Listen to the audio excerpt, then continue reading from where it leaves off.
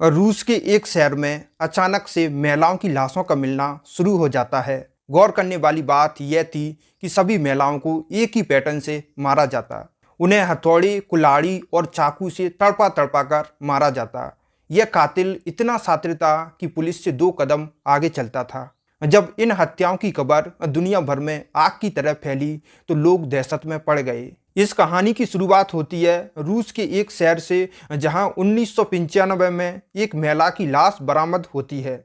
उस लाश पर कुल्हाड़ी, हथौड़ा और धारदार चाकू के कई निशान होते हैं। लाश को देखकर इस बात का अंदाजा हो जाता है कि इसे बड़ी बेरहमी और प्लानिंग के साथ मारा गया है। फिर कुछ दिनों बाद पुलिस को एक और लाश रूस के दूसरे शहर में मिलती है। इस लाश की हालत वैसी ही थी जैसे पहले एक लाश मिल चुकी थी। मतलब कत्ल करने का तरीका एक जैसा था। अब वैसे ही चोट के निशान को देखकर पुलिस को इस बात का अंदाजा हो जाता है कि दोनों का हत्यारा एक ही है।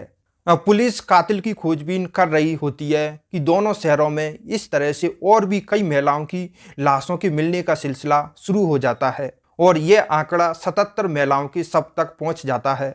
अभी तक पुलिस के हाथ खाली ही थे। पुलिस की तमाम कोशिशों के बाद भी यह शातिर वारदात को लगातार अंजाम दे रहा था। अब वो इतना चालाक था कि हत्या के बाद शवों को सड़क के किनारे जंगलों में फेंक देता था और कोई भी सबूत नहीं छोड़ता था।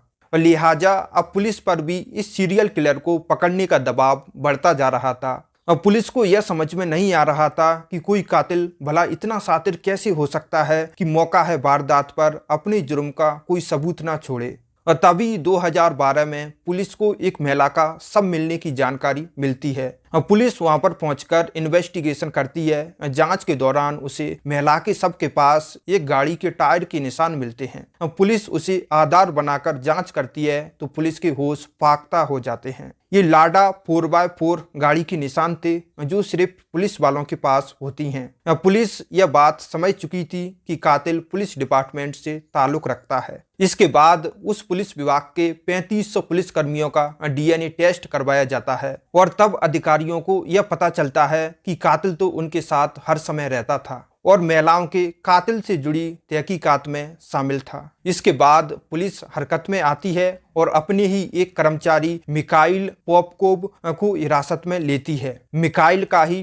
DNA घटना स्थल पर मिले DNA से मैच होता है। पुलिस उसे हिरासत में लेकर कड़ाई से पूछताछ करती है। उसके पास कोई चारा नहीं बचता और एक एक करके खुद ही अपने गुनाहों के सारे राज खोल देता है। वो बताता है कि पहली बार उसने साल 1995 में ऐसी वारदात को अंजाम दिया था जब उसने एक महिला को एक शहर से उठाया था और बाद में उसकी हत्या कर दी।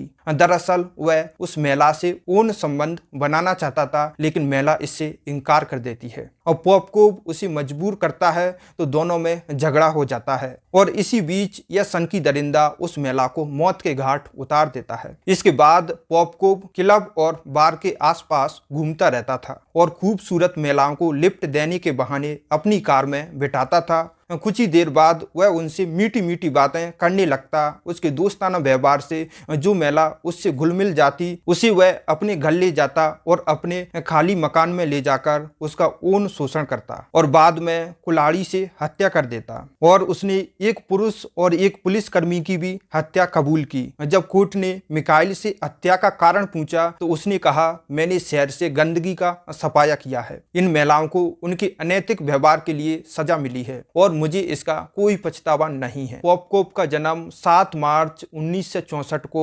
नॉर्लिस क्रॉस कोर्स में हुआ था, जो जल्द ही वह अपने माता पिता के साथ अंगास चला गया। इसकी परवरिश और निजी जीवन के बारे में काफी कम जानकारियां हैं, लेकिन इसकी शादी येलेना पोपकोवा से हुई थी और इसकी एक बेटी भी थी। और पोपकोव ने एक पुलिस वाले के रूप में काम किया। इससे पहले वो एक निजी और फॉर्म सुरक्षा गार्ड के रूप में काम करता था। 2015 में पोपकोव को 22 महिलाओं की हत्या का दोषी ठहराया गया था। इसके बाद इसने 59 हत्याओं को कबूल किया, जिसमें एक पुलिसकर्मी की हत्या भी शामिल थी। हालांकि पुलिस को इनमें से 3 हत्याओं के सबूत नहीं मिले थे और पोपकोव हत्याएं करने के लिए कुल्हाड़ियों, हथौड़े, चाकू, पेचकस और कुदाल का इस्तेमाल करता था। फिलहाल मिखाइल की जिंदगी काल कोठरी में बीत रही है।